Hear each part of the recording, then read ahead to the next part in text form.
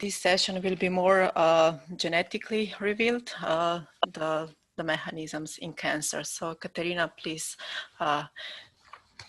Thank you. Thank you so much for this kind invitation. It is great to be virtually here.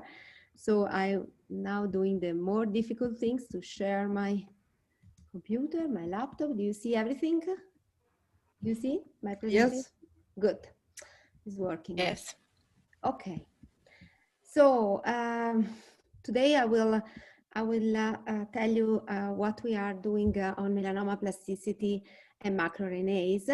I come from Milano. My lab is in Milan and the Center of Complexity and Biosystem, but now at Munich at LMU as visiting professor. So we are not so far from Austria, apparently. So, okay. Cancer, we know very well that is still an unsolved problem, and I'm really focused in the last, I think, 10 years, 8 years, about tumor plasticity. And in particular, I focus my attention on this model of melanoma cells. Why? Because we know very well that melanoma is highly aggressive, is resistant, and is high metastatic. So, and in particular, when it's metastatic, it's practically impossible to cure. So we decided to investigate the worst tumors and to see what happens. We know very well that during the times in the last years changed a lot the knowledge about the development of cancer. There was before an idea of stochastic cancer model. So in this model, as is shown here, each cell has different colors because there is an heterogeneity, but each of these cells is able to grow the tumors, to maintain and to give rise to a tumors. But more recently, actually not so recently, but there was come up this theory, cancer stem cells theory, and we know very well that in this theory, in particular, these red cells are able to sustain the growth of the tumors, while the others, after a while, stop growing and they are not able to sustain really the tumor. But more in the last, I think, 3-4 years, even a little bit more, we focus on attention of phenotypic switching, and that's was surprised at the beginning me, but it's really intriguing. So the capability of cancer cells to go back to revert the phenotype to a cancer stem cells like. We investigate, first of all, the cancer stem cell population during the time in melanoma, and we identify specific markers that were able, of course, useful to collect these cells and to study in a more, more deeply what was the biology. And we developed these, we found these markers, ABCG2 and CD133, but in particular 6R6 is very interesting marker because while in general all these markers that we used to collect, to identify cancer stem cells are not related to a specific function, 6R6 is related because I was studying at that time the symmetric asymmetric division in stem cells, and we found and demonstrated these factors is involved in the switch between asymmetric symmetric division. And we just use melanoma to show that actually in a cells, and of course in the tumors where it's supposed to have a symmetric division, 6R6 was particularly expressed. Then what we did using these markers is to investigate better what happens in the cancer cells population and why under which condition they were able to go back to a cancer stem cell phenotype. So this is the outline for today. I will tell you what we did about understanding the molecular mechanism underlying phenotypic switching. Then we started to target the key factors to revert phenotypic switching, and the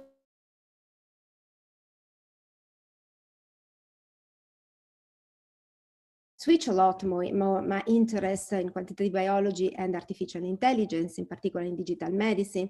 And so we are now developed tools using our knowledge with the previous, the previous steps to use our knowledge to predict aggressiveness. And I will tell you a little bit about this. So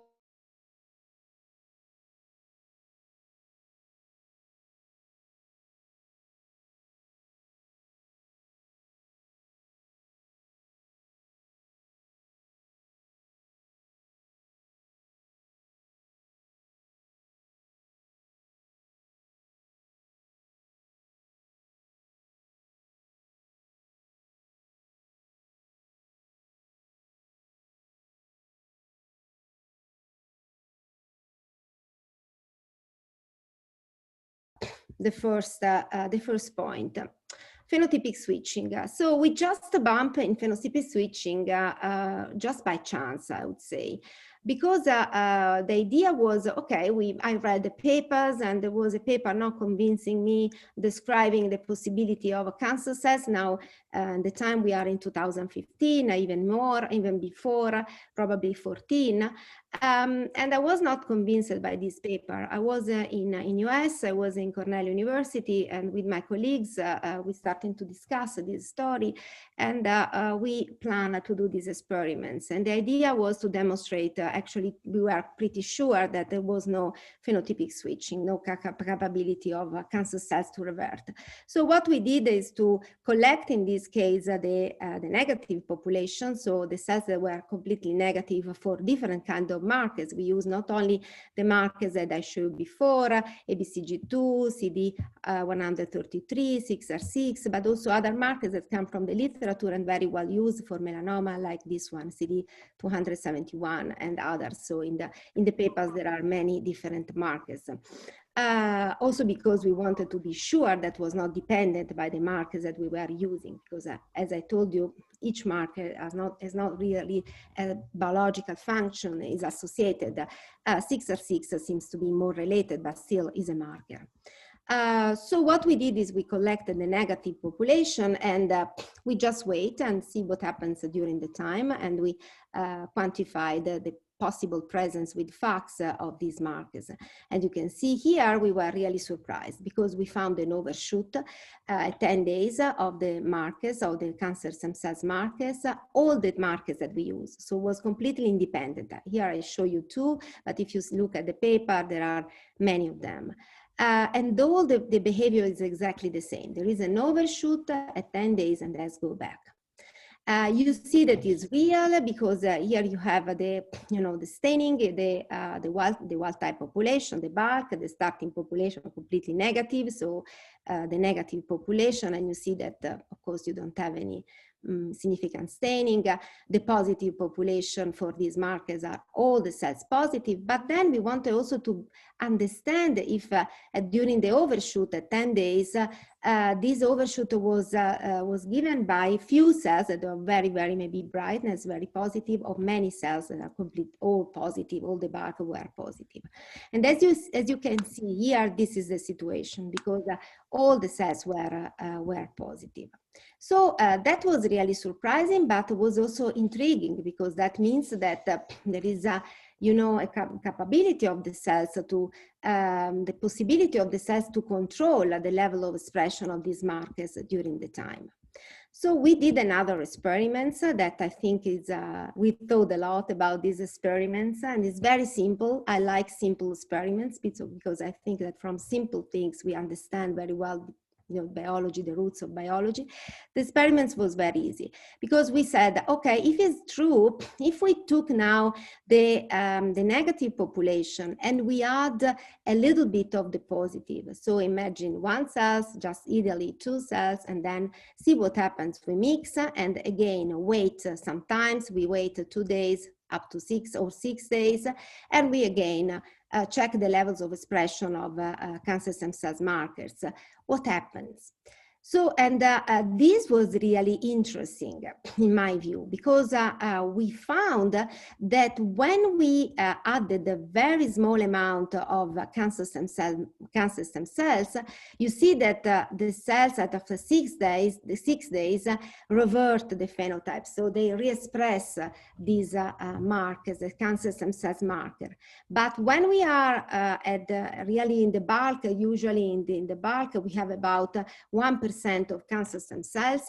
When we added the same amount, that we usually to find in the bulk, again, we didn't see any re-expression. So that means that there is first of all, there is a connection between actually the cancer stem, the negative cells are able to understand, to sense that there are cancer stem cells in the bulk. So there is a connection and communication between the two cells. And really is a process that the cells control. It's not just something that happens by chance.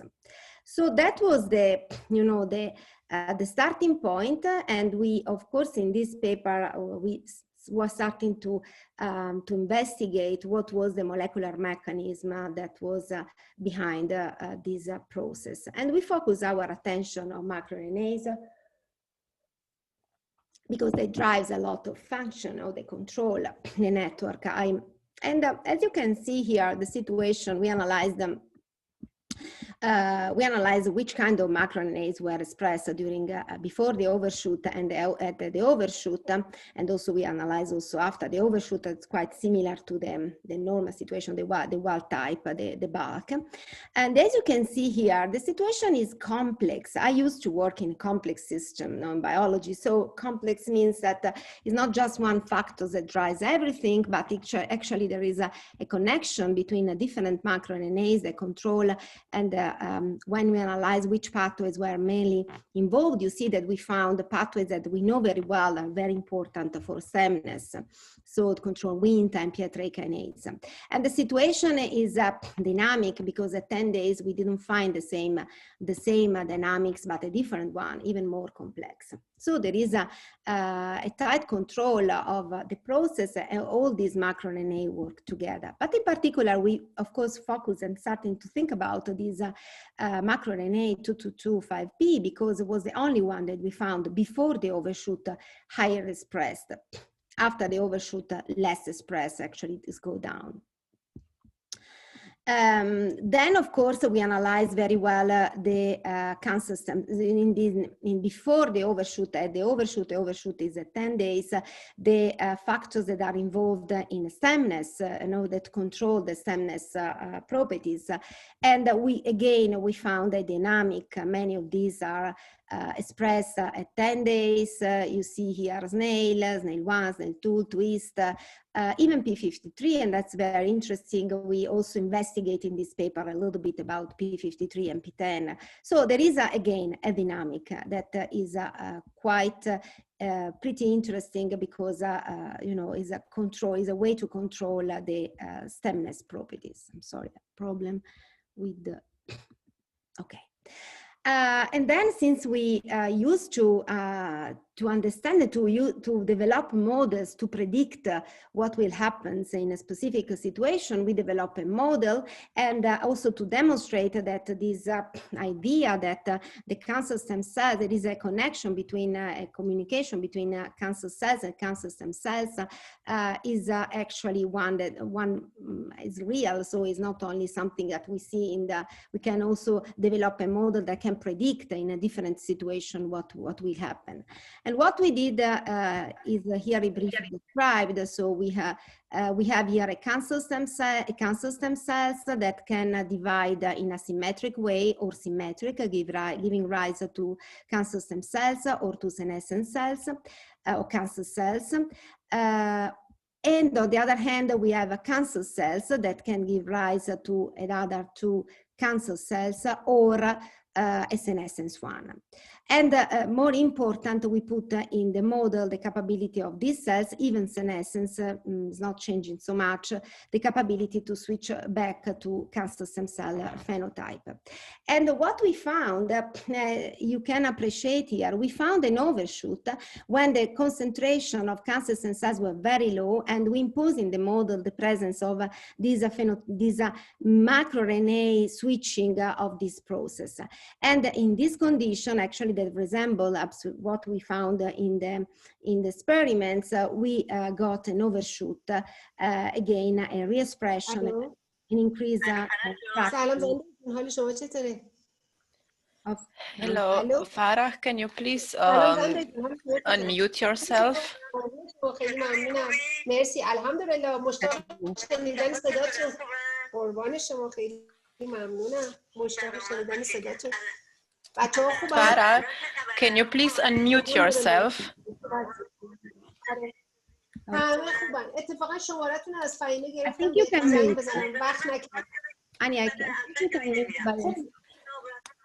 I don't think so, because I'm not the host. I cannot do that. Ira, can you maybe unmute Farah? I'm trying to do it. روی ماهتون رو میبوسم. آره دیگه من ارنگی موندنی شدم. This is really inconvenient. I'm not not. a long list, and therefore I cannot do it. Yeah, I'm doing that. Yeah, sorry. Great, no problem. Okay. I go back. So I go back. It happens with Zoom. So what we found actually that there was an overshoot when the concentration of cancer stem cells were very low, and we imposed in the model also the presence of this macroRNA that drives the switching between cancer cells to cancer stem cells. But if you want to read more details and more information, of course, there is the paper. Okay, but then we thought, okay, is this process, this capability to revert is typical, and this signature that we found is typical of melanoma cells, or we can find also in other kind of tumors. I was at Weizmann Institute at that time. I'm traveling a lot, and I was collaborating with a group of Eitan Domani, and so what we discussed a lot about this story, and at that time he was working on breast cancer, analyzing data on Metabrick. You know, Metabrick is a big data analysis on quite complete, lot of data on breast cancer. And he found a signature that was specific for embryonic stem cell-like, he defined in this way. And so what we found is, first of all, to check the level of expression of macroRNA 222 in his data, so in the Metabrick and in this embryonic stem cell-like with respect to the other cell lines. And we found actually that also in breast cancer, there was a high expression of 222 in embryonic stem cell-like.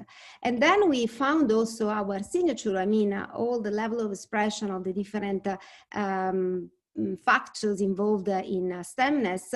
We compare melanoma that I showed you before with breast cancer signature, and we found that they were very similar.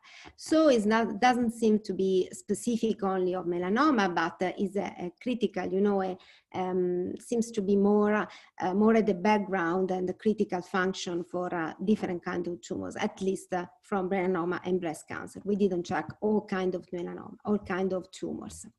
So to take this first take-home message, we found a balance for the percentage of cancer stem cells so that it does not fall below the threshold. And that is interesting because means that, you know, there is a communication, and the bulk understand when in some way how much cancer stem cells are present. And macroRNA 222 in particular seems to us to be an interesting target to suppress phenotypic switching, because was the only one that we found overexpressed, very highly expressed in cancer, you know, before the overshoot in a cancer stem cell like features, and not only melanoma, but also in breast cancer. So what we did, the second part from 2015 to now, is to target key factors. And so we focus our attention on macroRNA 222. So first of all, we wanted to understand if macroRNA 222 was also released by the cells. So what we found is we collect the medium, the conditioning medium produced by the cells, and we checked the level of expression of macroRNA in the cells and in the conditioning medium. And as you can see here by this picture, you see that the cells, there is a linear correlation. So the cells that express high levels of macroRNA are able also to release high levels of macroRNA in the conditioning media. So, and vice versa.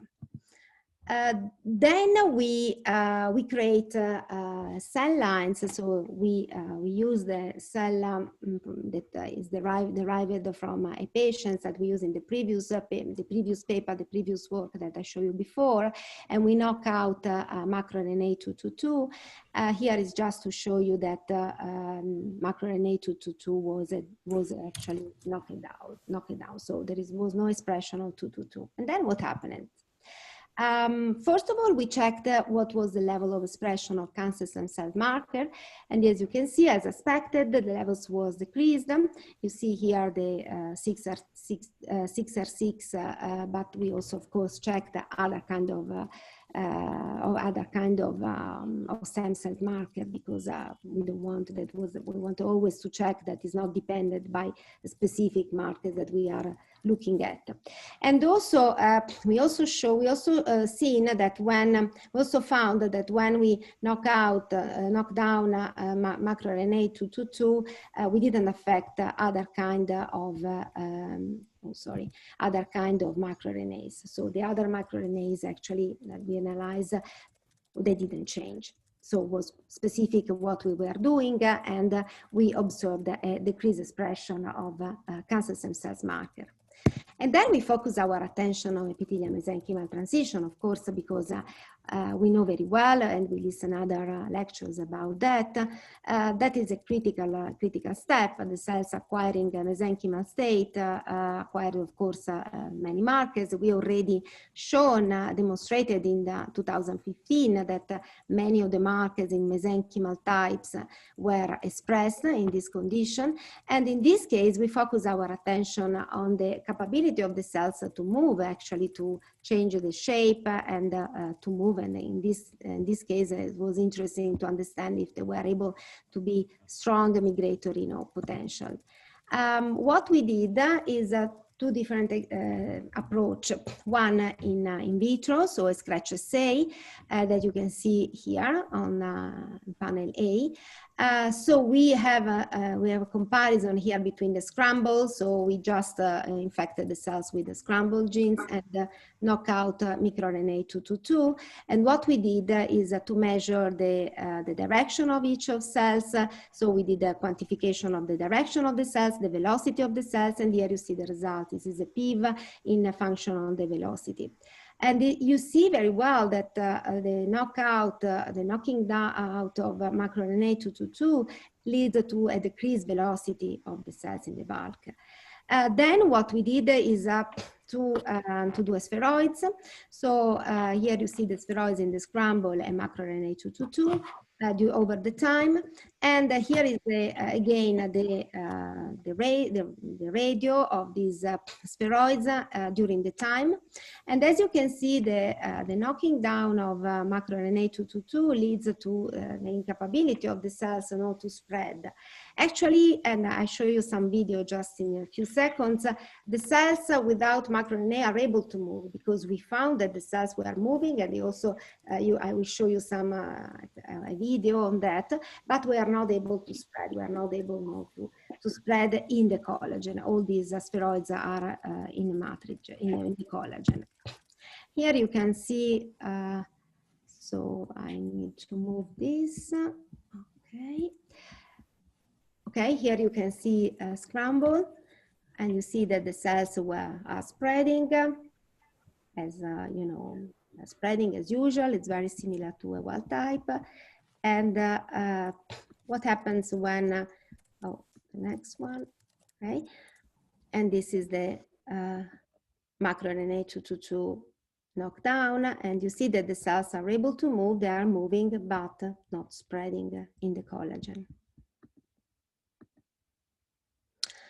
Then what we were interested was also to understand better the,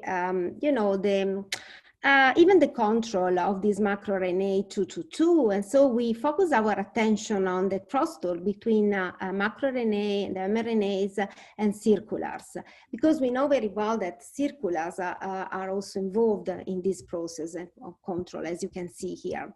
And in particular, we focus our attention on ZEB, on circular ZEB1, since there is a strictly connection between macroRNA 222 and 200, ZEB, and snail. So we see what happens during the phenotypic switching at this circular, if it was involved. But too surprising, what we found is while, as I showed you also before, and we confirm in this paper as well, the factors like snail and ZEB1 increase the expression at the overshoot, ZEB, the circular ZEB1 was stable, and that we starting to think, why is it stable? We didn't expect these results.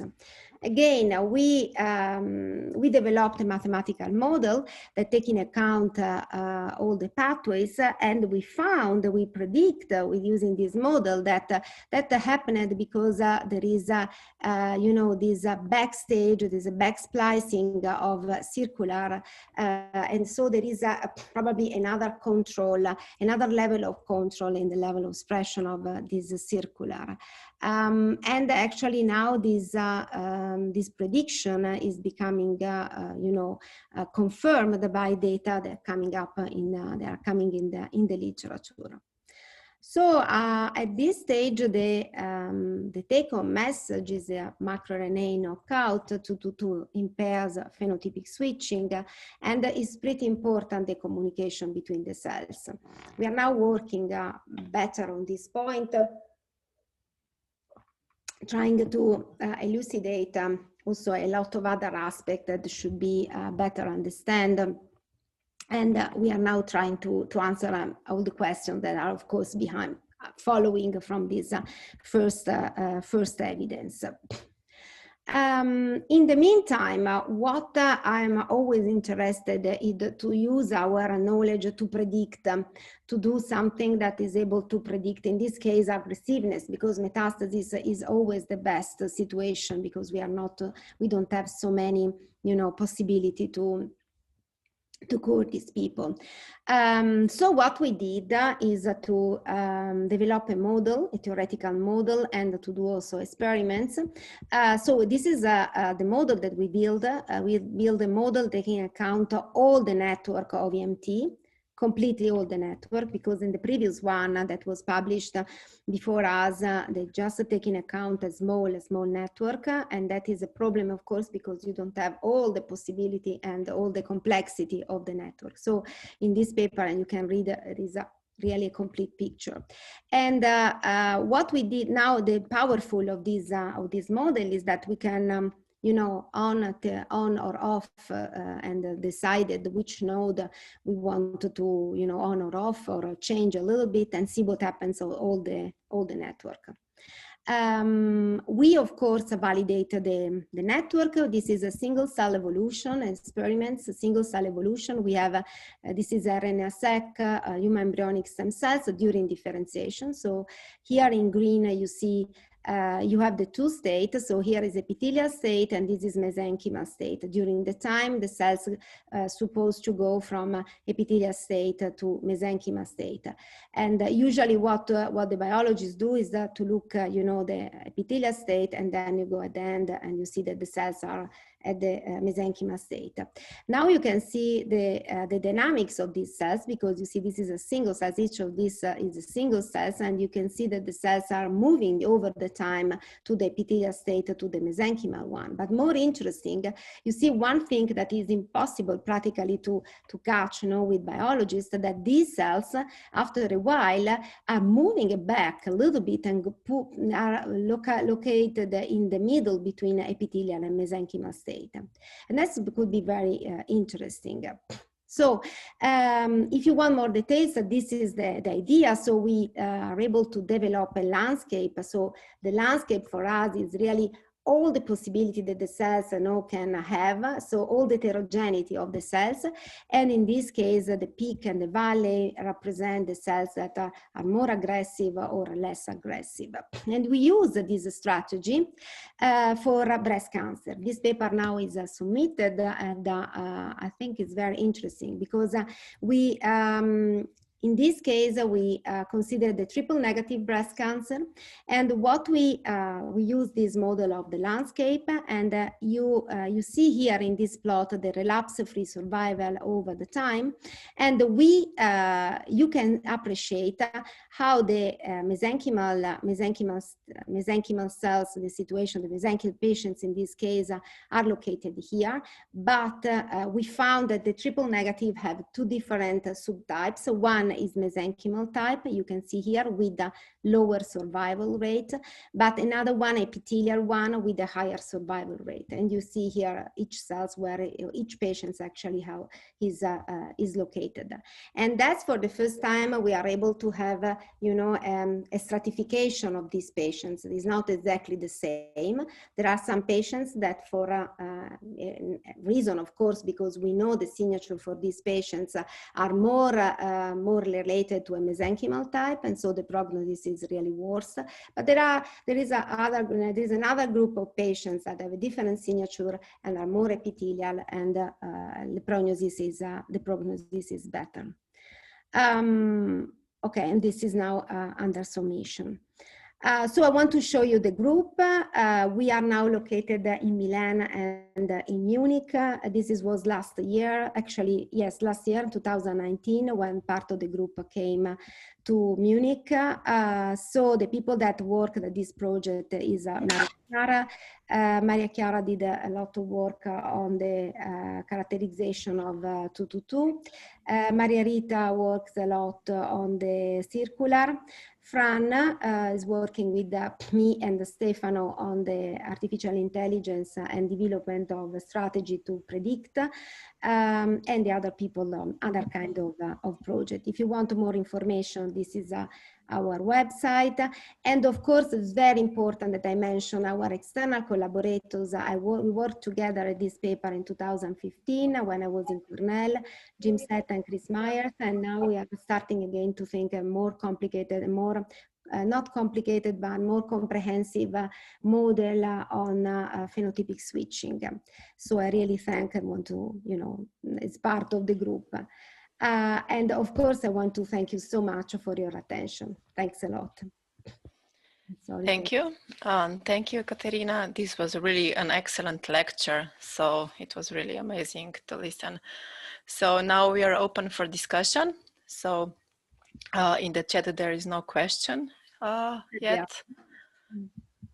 Okay, then I will start. So when you were studying the phenotypic switching, which is really interesting, you get the overshot at 10 days. Did you maybe check the phenotypic switching also at longer time of period of mixing the cells? I don't know, 20 days or even longer, because there are some reports that they also get the overexpression of stiffness markers on cancer cells. So we observe the overshoot at 20 days, and then at 10 days, and then in 20 days goes back.